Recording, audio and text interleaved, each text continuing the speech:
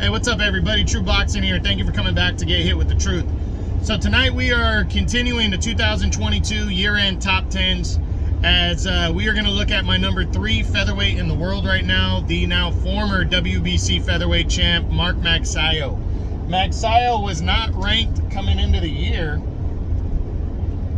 and he's only 27 years old.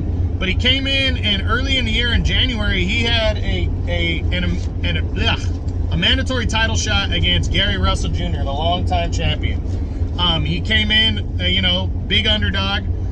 Gary Russell had been champion since 2015, and nobody was really giving Magsayo a chance. But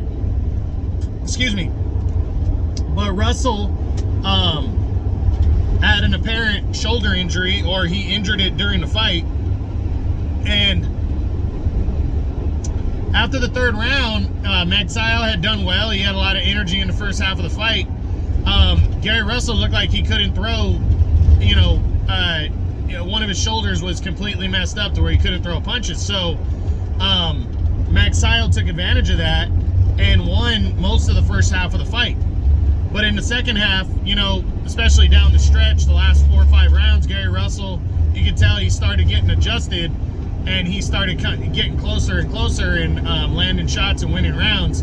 But it was too little too late. They went to the scorecards, and Mark Magsayo pulled off a big upset, defeating Gary Russell by a split decision, or majority decision, to steal away the WBC belt. It was the biggest win of his career by far, and it put him on the map. But in July, he had a mandatory title defense due against undefeated former champion at 122, Rey Vargas. Heading into this one, I thought Vargas had the edge because of the size, his height, his boxing ability. But, Magsayo packs a serious punch, and,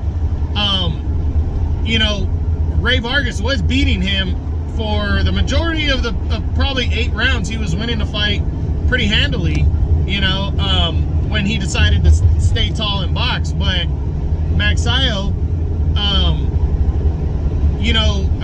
Vargas bought into you could tell he wanted to make an impression and knock out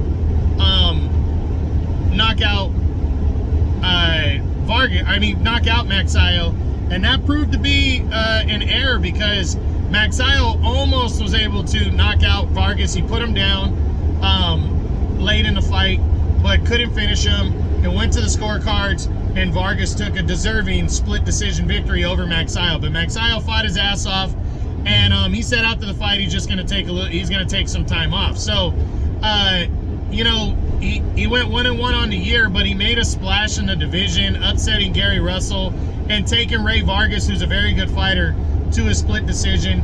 He's 27-1 now, with 24-1. I'm sorry, with 16 knockouts, and he's the WBC's number 3 contender. So he's a PBC guy. We really don't know who and what he's going to do going forward, but I wouldn't be surprised, at a lot of things. But right now, he kind of seems like the guy on the outside looking in, just because Brandon Figueroa is going to be fighting Stephen Fulton for the interim belt. Unless Magsayo were to take on Gary Russell again, I think he might just have to stay busy, come back, get his feet wet, get a victory in the first half of the year, and then maybe in the second half of the year, a bigger opportunity will present itself. We just have to wait and see. But Magsayo needs to try to strike whenever he can and get back into the mix, following his loss. But nothing to hang his head about. He way overachieved, beating Gary Russell, and fought well against Rey Vargas. So we'll see what kind of year he's going to have in 2023, but a good year, busting into the top 3 to end 2022. So that's it. That's what I got.